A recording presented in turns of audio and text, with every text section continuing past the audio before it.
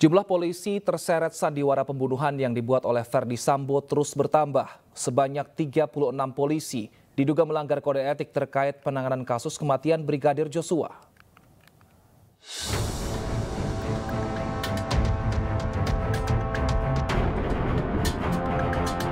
"36 polisi dinilai tidak profesional menangani kasus kematian Brigadir Joshua. Mereka diduga terlibat menghilangkan barang bukti hingga menghalangi penyelidikan kasus. Dari jumlah itu sebanyak 16 diantaranya mendapat sanksi kurungan atau penempatan khusus, 6 diantaranya ditempatkan di Makobrimob. Mereka adalah Brigjen Hendra Kurniawan, Karo Paminal Divisi Propam Polri, Brigjen Beni Ali, Karo Provos Divisi Propam Polri, Kombes Budi Herdi Susianto, Kapolres Jakarta Selatan, Kombes Agus Nurpatria, Kaden Abiro Paminal Divisi Propam Polri, Kombes Susanto, Kabak Gakum Biro Provos Divisi Propam Polri, dan AKBP Jerry Raymond Siagian, Wakil Dirkrimum Polda Metro Jaya.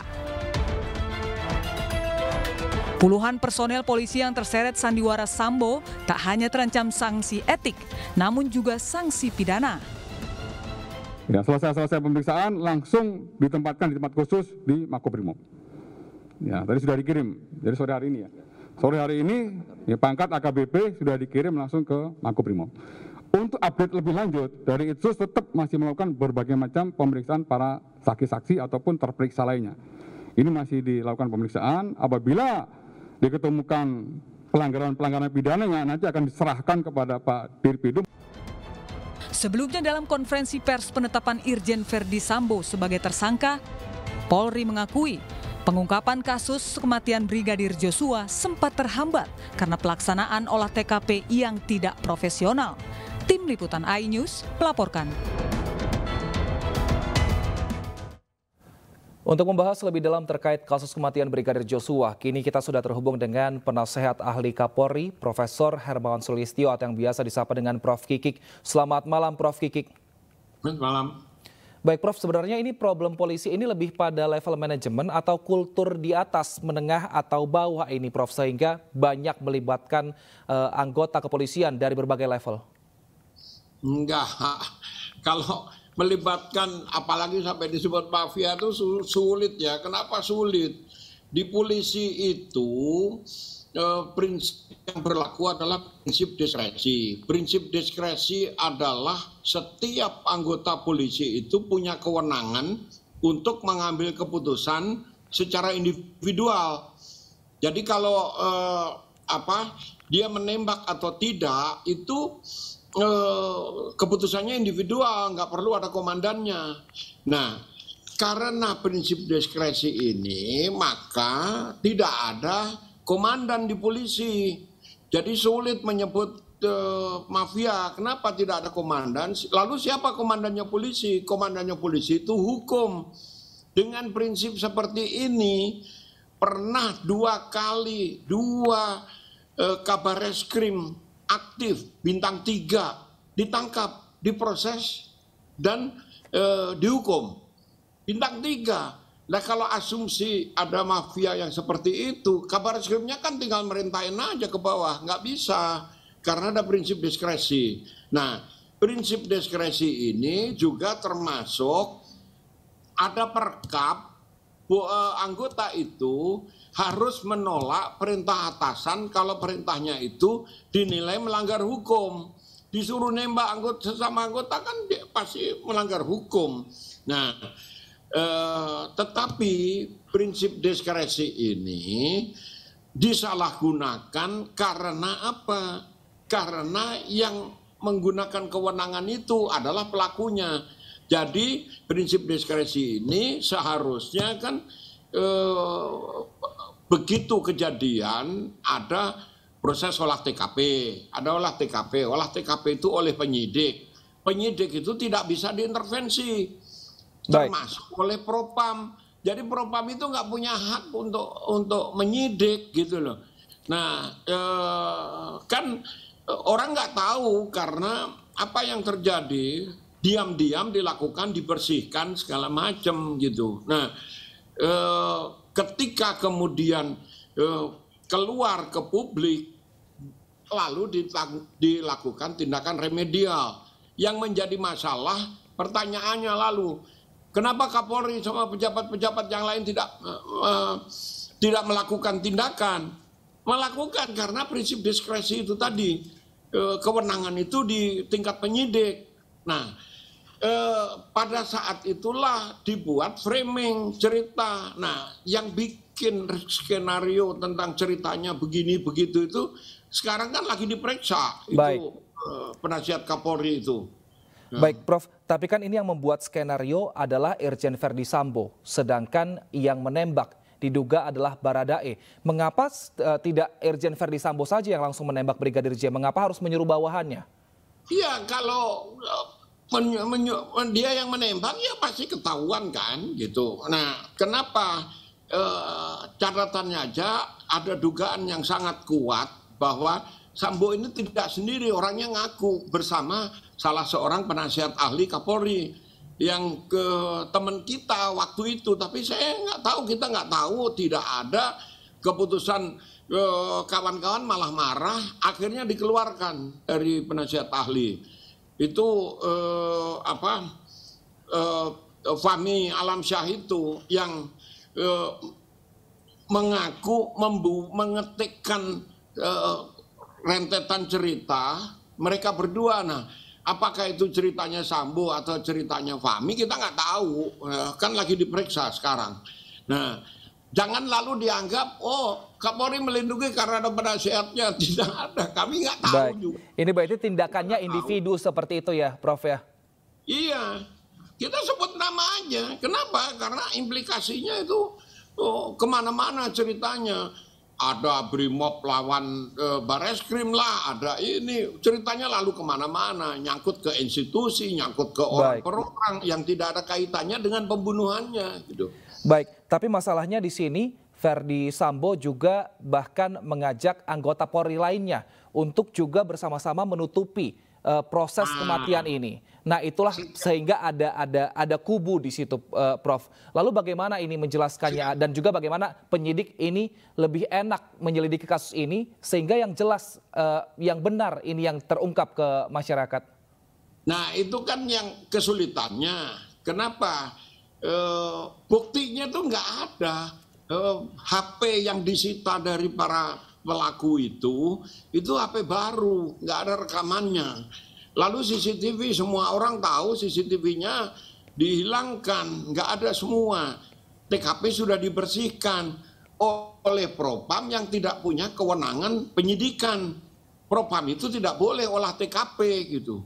Jadi orang yang seharusnya menjaga marwah, ya, memeriksa kalau ada kesalahan prosedur dari penyidik, itu pelakunya, ya dia pasti melindungi diri sendiri kan begitu. Ini yang terjadi. Nah, sementara ini berjalan,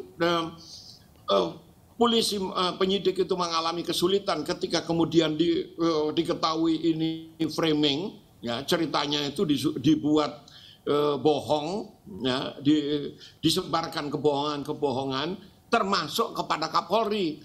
Kapolri dibohongi kan gitu. Nah, yang terjadi kemudian adalah apa yang terjadi dengan kebohongan-kebohongan ini, ya, publik minta cepat dari sejak pengumuman hari Senin itu tanggal 11 itu tekanan publik luar biasa dan ini bagus karena polisi harus bekerja keras, akhirnya diambil alih Polda Metro karena Polres Selatan itu ternyata juga terlibat, ada anggota-anggota yang terlibat.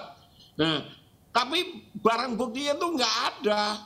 Publik tidak sabar karena ini tidak ada. Nah, polisi kan nggak bisa nangkep orang termasuk anggotanya sendiri kalau nggak ada buktinya gitu.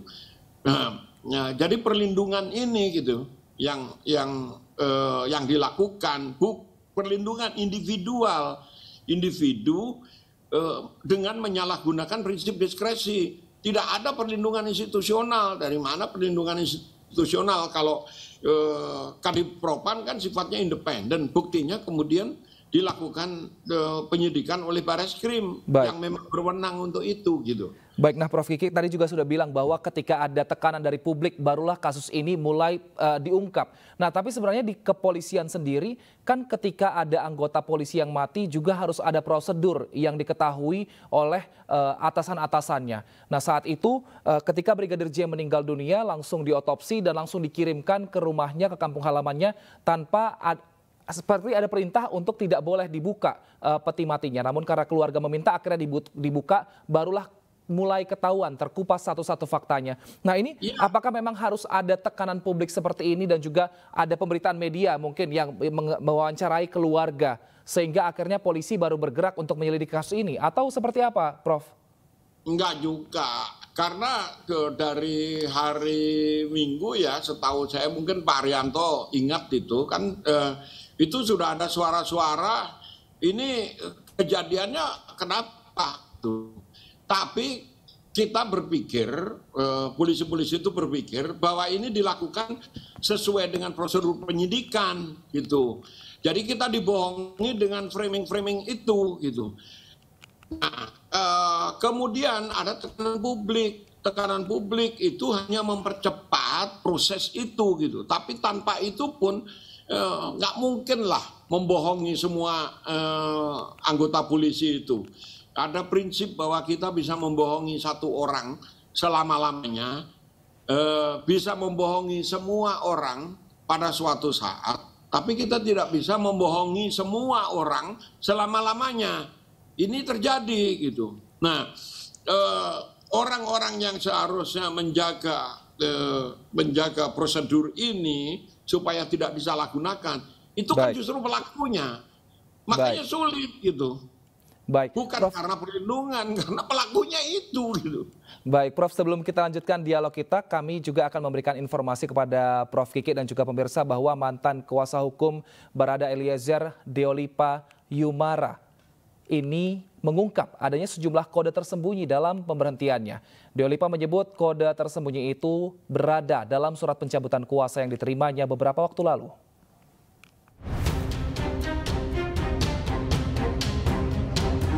Pencabutan kuasa oleh tersangka Barada Eliezer kepada mantan kuasa hukumnya, Deolipa Yumara, diakui adanya kode-kode tersembunyi yang ingin disampaikan Barada Eliezer dalam surat yang ia terima. Dalam keterangan persnya pada Sabtu kemarin, ia menyebut adanya dugaan intervensi yang diterima Barada Eliezer hingga harus mencabut kuasanya.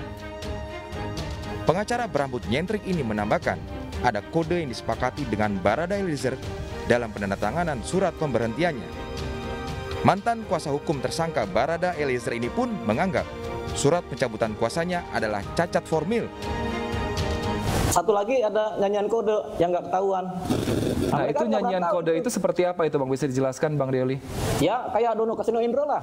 Pesan saya kepada polisi-polisi bersih yang sedang berada di pinggiran, siap-siap masuk menjadi polisi-polisi yang bersih yang berada di lingkaran utama. Sebelumnya, tersangka Barada Eliezer mencabut kuasa dari pengacara Deolipa Yumara dan Muhammad Burhanuddin. Ajudan Sambo tersebut kini menunjuk Roni Talapesi sebagai kuasa hukum yang akan membelanya. Dari Jakarta, tim iNews melaporkan.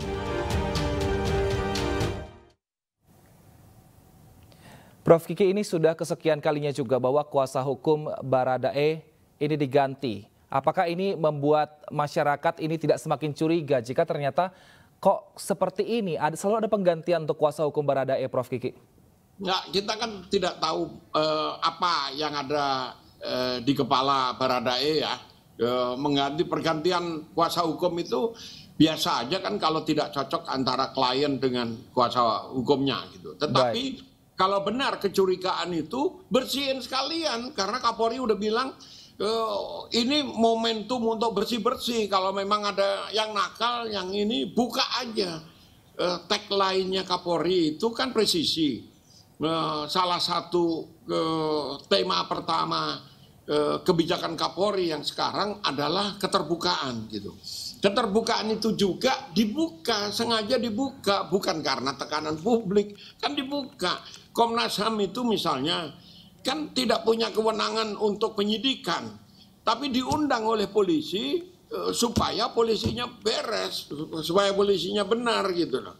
Ini kan proses yang belum selesai gitu. Jangan dianggap semua polisi malaikat, tapi juga jangan dianggap semua polisi brengsek kayak setan gitu. Ya, ini momentum yang sangat baik kalau bagi saya, termasuk tadi kalau betul pernyataan itu, pencabutan itu ada kaitannya dengan polisi-polisi yang brengsek, sebut aja. Nanti Eliezer kan dikasih jaminan dengan kewenangan yang lebih tinggi, sebut aja siapa polisinya yang menekan, siapa yang mancing-mancing, siapa yang ngasih uang segala macam kayak gitu. Baik. Kan kebuka semua. Nah, tapi jika Eliezer juga yang menjadi salah satu kunci dari kasus ini membuka suara, bagaimana perlindungan terhadap Eliezer sendiri, apalagi karirnya mungkin ke depannya, Prof? Apakah bisa ini institusi Polri atau LPSK lah katakan ini bisa melindungi Eliezer hingga ke depannya nanti sampai kasus ini selesai? Saya kira bisa. Kenapa? Katakanlah ada oknumnya yang mau dibayar atau takut karena diperintah lalu membunuh Eliezer gitu. Dia akan tahu bahwa ancaman hukumannya hukuman mati buat pelaku itu. Jadi saya kira dengan penerapan dan penangkapan yang sudah dilakukan sekarang ini, 3 jenderal loh ditangkap itu tidak bisa melindungi kok. Jadi apa yang akan dijanjikan bagi orang yang calon, katakanlah calon pembunuh berikutnya gitu, pasti takut lah. Kenapa? Ancamannya hukuman mati soalnya. Ancamannya hukuman mati. Tapi jika bersih-bersih Polri ini dalam institusi Polri dilakukan, bagaimana nanti kemudian citra polisi di masyarakat? Apakah ini juga tidak menjadi membuat kepolisian kita was-was karena ternyata di dalam institusi Polri sendiri banyak ternyata yang bermain seperti itu, Prof?